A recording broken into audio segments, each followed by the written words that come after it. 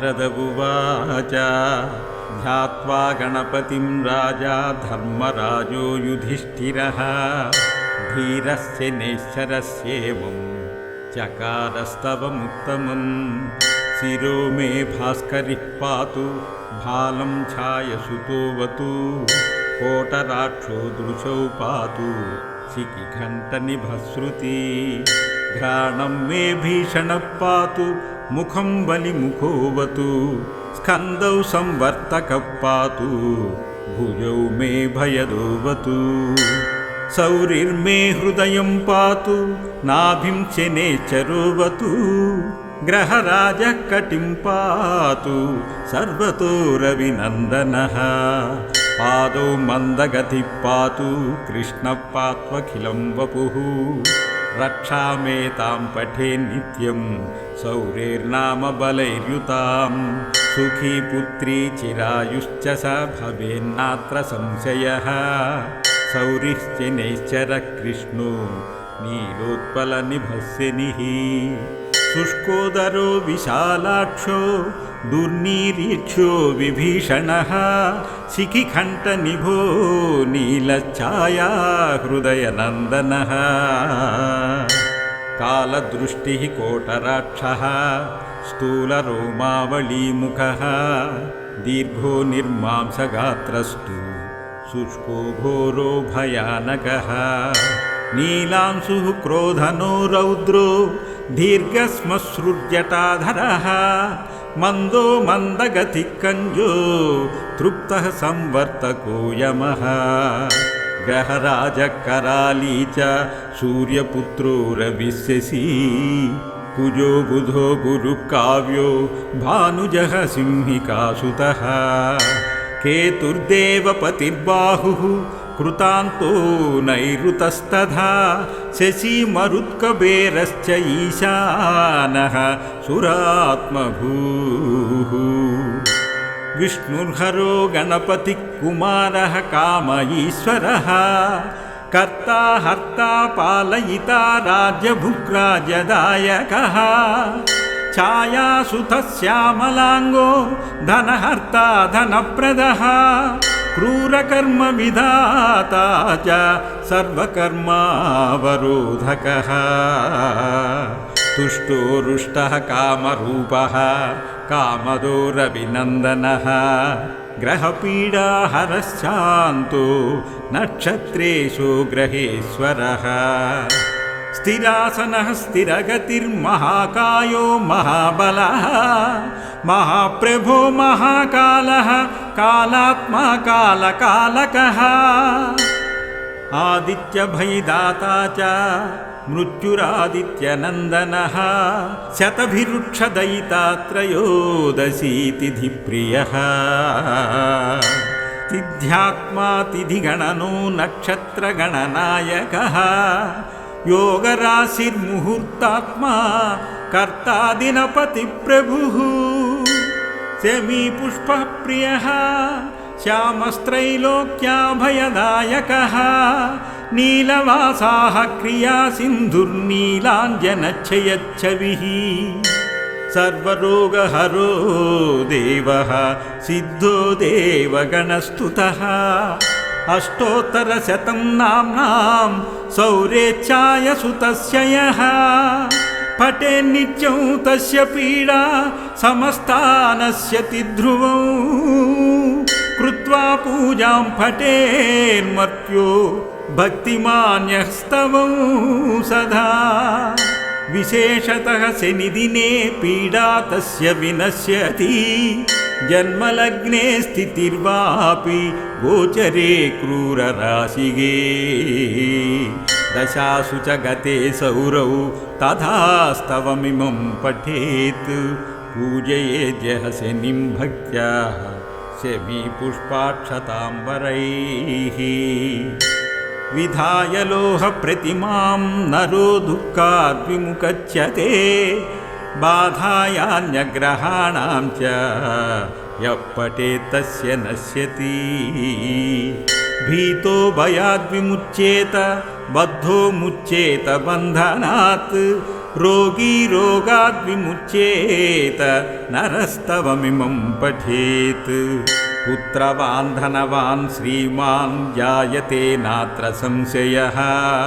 स्तवं निशम्य प्रार्थस्य प्रत्यक्षो भूच्छनैश्चरः।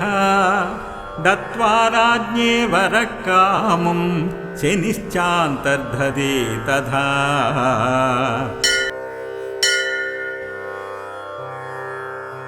नारद उवाच ध्यात्वा गणपतिं राजा धर्मराजो युधिष्ठिरः। धीरस्य नैश्चरस्येवं चकारस्तवमुत्तमम्। शिरो मे भास्करिः पातु भालं छायसुतोऽवतु। कोटराक्षो दृशौ पातु शिखिघण्टनिभश्रुति। घ्राणं मे भीषणः पातु मुखं बलिमुखोऽवतु। स्कन्दौ संवर्तकः पातु भुजौ मे भयदोऽवतु। सौरिर्मे हृदयं पातु नाभिं शनैश्चरोऽवतु। ग्रहराजः कटिं पातु सर्वतो रविनन्दनः। पादौ मन्दगतिः पातु कृष्णः पात्वखिलं वपुः। रक्षामेतां पठेन्नित्यं सौरेर्नाम बलैर्युतां। सुखी पुत्री चिरायुश्च स भवेन्नात्र संशयः। सौरिश्च नैश्चरः कृष्णो नीलोत्पलनिभस्यनिः। शुष्कोदरो विशालाक्षो दुर्निरीक्ष्यो विभीषणः। शिखिकण्ठनिभो नीलच्छाया हृदयनन्दनः। कालदृष्टिः कोटराक्षः स्थूलरोमावलीमुखः। दीर्घो निर्मांसगात्रस्तु शुष्को घोरो भयानकः। नीलांशुः क्रोधनो रौद्रो दीर्घश्मश्रुर्जटाधरः। मन्दो मन्दगतिः कञ्जो तृप्तः संवर्तको यमः। ग्रहराजः कराली च सूर्यपुत्रो रविशशी। कुजो बुधो गुरुः काव्यो भानुजः सिंहिकासुतः। केतुर्देवपतिर्बाहुः कृतान्तो नैऋतस्तथा। शशी मरुत्कबेरश्च ईशानः सुरात्मभूः। विष्णुर्हरो गणपतिः कुमारः काम ईश्वरः। कर्ता हर्ता पालयिता राज्यभुक्राजदायकः।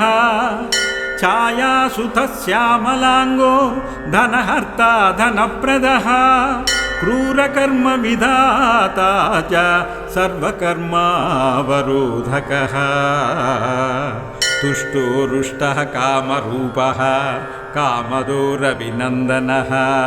ग्रहपीडाहरश्चान्तो नक्षत्रेषु ग्रहेश्वरः। स्थिरासनः स्थिरगतिर्महाकायो महाबलः।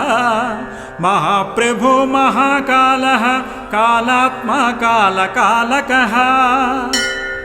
आदित्यभयदाता च मृत्युरादित्यनन्दनः। शतभिरुक्षदयिता त्रयोदशी तिथिप्रियः। तिथ्यात्मा तिथिगणनो नक्षत्रगणनायकः। योगराशिर्मुहूर्तात्मा कर्ता दिनपतिप्रभुः। शमीपुष्पः प्रियः श्यामस्त्रैलोक्याभयदायकः। नीलवासाः क्रियासिन्धुर्नीलाञ्जनच्छयच्छविः। सर्वरोगहरो देवः सिद्धो देवगणस्तुतः। अष्टोत्तरशतं नाम्नां सौरेच्छायसुतस्य यः। पठेन्नित्यं तस्य पीडा समस्तानश्यति ध्रुवं। कृत्वा पूजां पठेन्मर्त्यो भक्तिमान्यस्तवं सदा। विशेषतः शनिदिने पीडा तस्य विनश्यति। जन्मलग्ने स्थितिर्वापि गोचरे क्रूरराशिगे। दशासु च गते सौरौ तथा स्तवमिमं पठेत्। पूजयेद्यः शनिं भक्त्या शमीपुष्पाक्षताम्बरैः विधाय लोहप्रतिमां नरो दुःखाद्विमुच्यते बाधायान्यग्रहाणां च यः पठेत् तस्य नश्यति भीतो भयाद्विमुच्येत बद्धो मुच्येत बन्धनात् रोगी रोगाद्विमुच्येत नरस्तवमिमं पठेत् पुत्रवान् धनवान् श्रीमान् जायते नात्र संशयः स्तवं निशम्य प्रार्थस्य प्रत्यक्षो भूत्शनैश्चरः दत्त्वा राज्ञे वरः कामं शनिश्चान्तर्धते तथा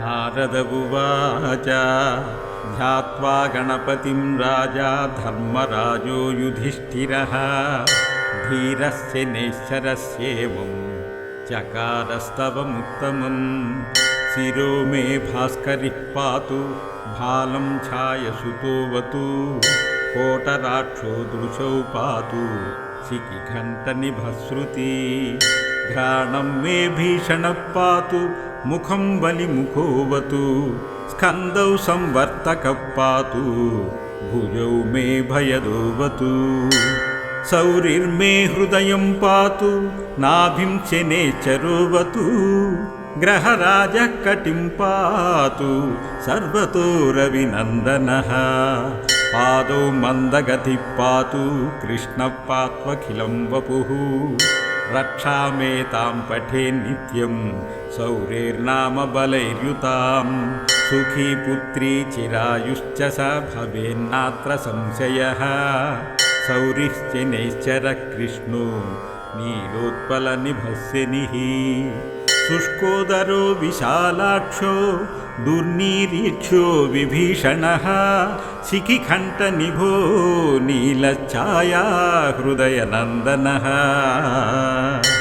कालदृष्टिः कोटराक्षः स्थूलरोमावलीमुखः दीर्घो निर्मांसगात्रस्तु शुष्को घोरो भयानकः नीलांशुः क्रोधनो रौद्रो दीर्घश्मश्रुर्जटाधरः मन्दो मन्दगतिः कञ्जो तृप्तः संवर्तको यमः ग्रहराजः कराली च सूर्यपुत्रो रविशशी कुजो बुधो गुरुकाव्यो भानुजः सिंहिकासुतः केतुर्देवपतिर्बाहुः कृतान्तो नैऋतस्तथा शशी मरुत्कबेरश्च ईशानः सुरात्मभूः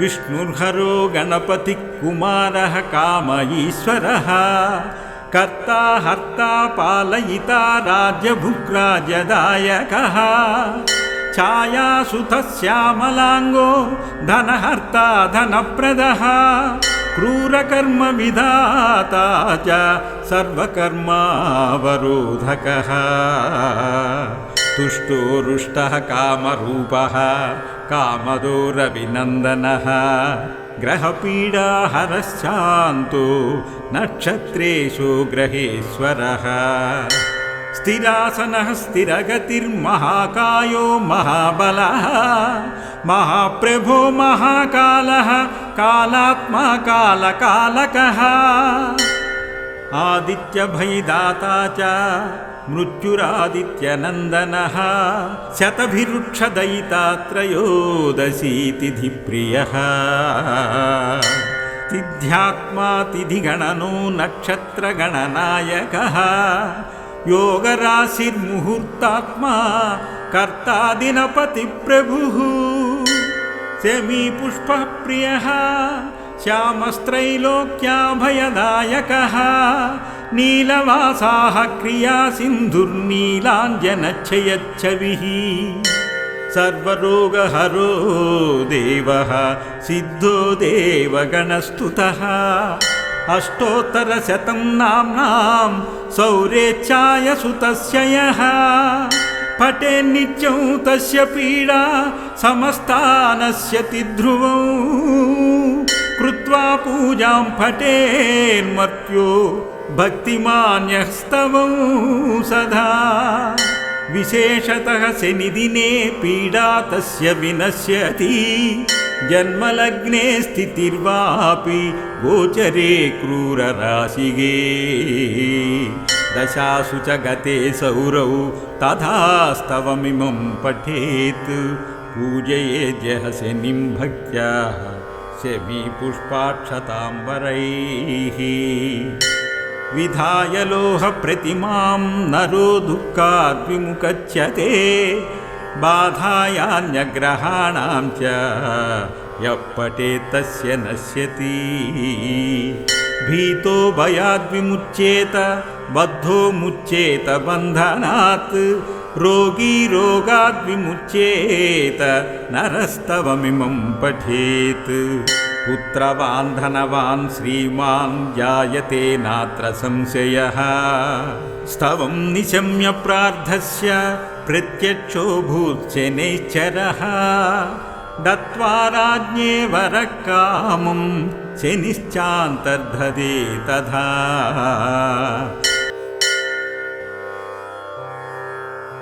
नारद उवाच ध्यात्वा गणपतिं राजा धर्मराजो युधिष्ठिरः धीरस्य नैश्चरस्येवं चकारस्तवमुत्तमम् शिरो मे भास्करिः पातु भालं छायसुतोऽवतु कोटराक्षो दृशौ पातु शिखिघण्टनिभश्रुति घ्राणं मे भीषणः पातु मुखं बलिमुखोऽवतु स्कन्दौ संवर्तकः पातु भुजौ मे भयदोऽवतु सौरिर्मे हृदयं पातु नाभिं शनैश्चरोऽवतु ग्रहराजः कटिं पातु सर्वतो रविनन्दनः पादौ मन्दगतिः पातु कृष्णः पात्वखिलं वपुः रक्षामेतां पठेन्नित्यं सौरेर्नाम बलैर्युतां सुखी पुत्री चिरायुश्च स भवेन्नात्र संशयः सौरिश्च नैश्चरः कृष्णो नीलोत्पलनिभस्यनिः शुष्कोदरो विशालाक्षो दुर्नीरीक्ष्यो विभीषणः शिखिघण्टनिभो नीलच्छाया हृदयनन्दनः कालदृष्टिः कोटराक्षः स्थूलरोमावलीमुखः दीर्घो निर्मांसगात्रस्तु शुष्को घोरो भयानकः नीलांशुः क्रोधनो रौद्रो दीर्घश्मश्रुर्जटाधरः मन्दो मन्दगतिः कञ्जो तृप्तः संवर्तको यमः ग्रहराजः कराली च सूर्यपुत्रो रविशशी कुजो बुधो गुरुकाव्यो भानुजः सिंहिकासुतः केतुर्देवपतिर्बाहुः कृतान्तो नैऋतस्तथा शशी मरुत्कबेरश्च ईशानः सुरात्मभूः विष्णुर्हरो गणपतिः कुमारः काम ईश्वरः कर्ता हर्ता पालयिता राज्यभुग्राज्यदायकः छायासुतः श्यामलाङ्गो धनहर्ता धनप्रदः क्रूरकर्म विधाता च सर्वकर्मावरोधकः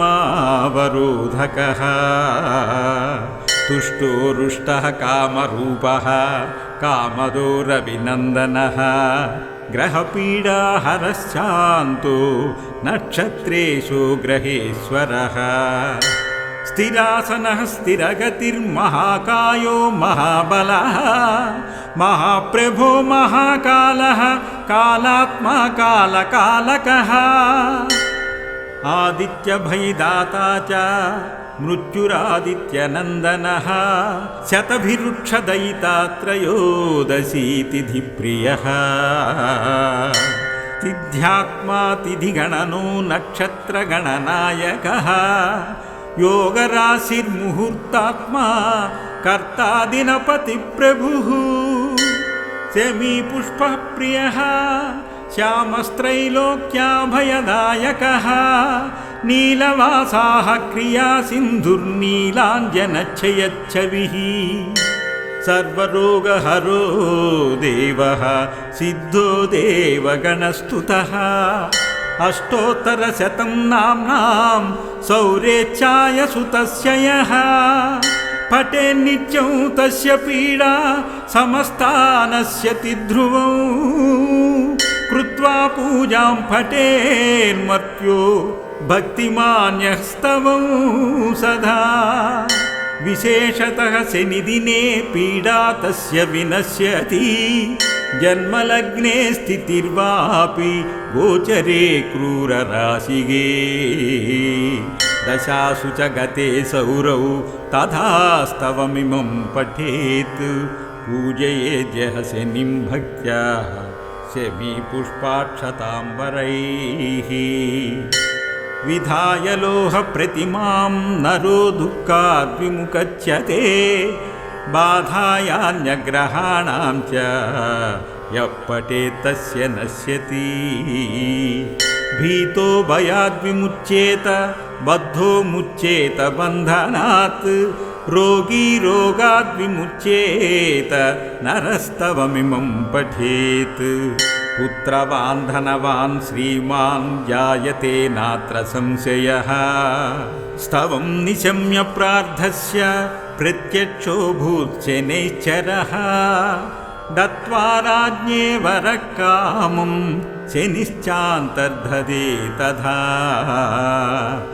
इति श्रीभविष्यपुराणे शनैश्चरस्तवराजः सम्पूर्णः।